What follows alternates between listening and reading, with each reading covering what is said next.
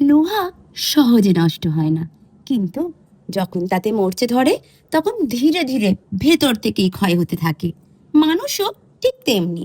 বাইরের সমস্যা মানুষকে ততটা ভাঙে না যতটা ভাঙে নিজের নেতিবাচক চিন্তা, অতিরিক্ত সন্দেহ, অহংকার, হতাশা আর নেতিবাচক ভাবনা।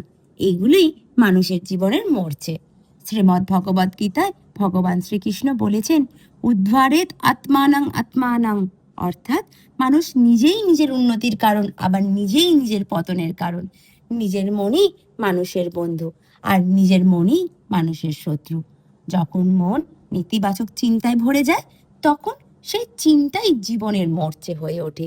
তাই মনকে শান্ত রাখো, চিন্তাকে পবিত্র রাখো, কারণ জীবন বদলানোর শুরুটা হয় নিজের ভেতর থেকে।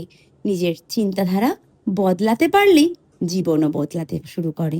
তাই মনকে ভালো চিন্তায় ভরিয়ে রাখো, কারণ মরচে ধরা যেমন লোহা উজ্জ্বল থাকে না, তেমনি নেতিবাচক চিন্তায় ভরা মনও জীবনের আলো হারিয়ে ফেলে। শ্রীকৃষ্ণের কথা মন স্থির রাখো, দেখবে ধীরে ধীরে জীবনটাও সুন্দর হয়ে উঠেছে। রাধে রাধে।